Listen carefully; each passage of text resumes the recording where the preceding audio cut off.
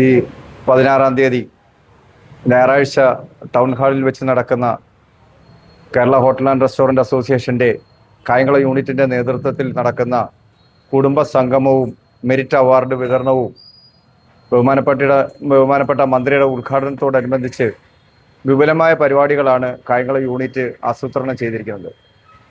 നമ്മുടെ യൂണിറ്റിൽ നിന്നും ഉന്നത വിജയം നേടിയ കുട്ടികൾ ഉൾപ്പെടെ അവർക്കൊരു പ്രോത്സാഹനം നൽകുക എന്നുള്ള ഉദ്ദേശത്തോടു കൂടി തന്നെ അവർക്ക് മെരിറ്റ് അവാർഡ് നമ്മൾ ഈ യോഗത്തിൽ വെച്ച് വിതരണം ചെയ്യുന്നുണ്ട്.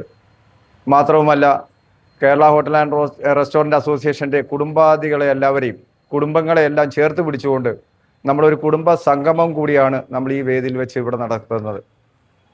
നമുക്കറിയാം പലമാതിരി വിഷയങ്ങൾ അനുഭവിക്കുന്ന ഒരു മേഖലയാണ് ഹോട്ടൽ ആൻഡ് റെസ്റ്റോറൻറ്റ് അസോസിയേഷൻ്റെ നേതൃത്വത്തിലുള്ള ഹോട്ടൽ ആൻഡ് റെസ്റ്റോറൻറ്റിൻ്റെ നേതൃത്വത്തിലുള്ള എല്ലാ അംഗങ്ങളും ഈ കുടുംബ സംഗമത്തിൽ വന്ന് പങ്കുചേരണമെന്ന് ഈ വേളയിൽ ഞങ്ങൾ വിനീതമായി അഭ്യർത്ഥിക്കുന്നു.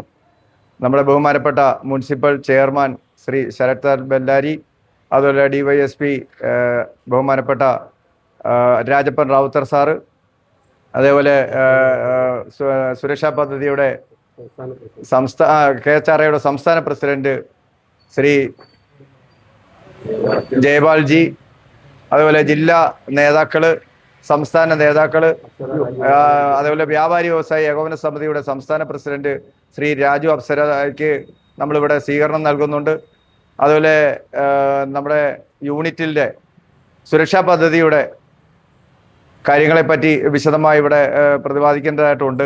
Kerala hotel and restaurant association Kayamkulam unit മുൻകാലങ്ങളിൽ നടത്തി വരാറുള്ളതുപോലെ ഈ പ്രാവശ്യവും മെറിറ്റ് അവാർഡും കുടുംബ സംഗമവും ഓണാഘോഷ പരിപാടിയും ആഗസ്റ്റ് 16-ാം തീയതി രാവിലെ 9 മണി മുതൽ ബഹുമാന്യനായ എക്സൈസ് സഹകരണ വകുപ്പ് മന്ത്രി അഡ്വക്കേറ്റ് ലിജു ഉദ്ഘാടനം ചെയ്തുകൊണ്ട് കായംകുളം മുനിസിപ്പൽ ടൗൺ ഹാളിൽ വെച്ച് നടത്തപ്പെടുകയാണ്.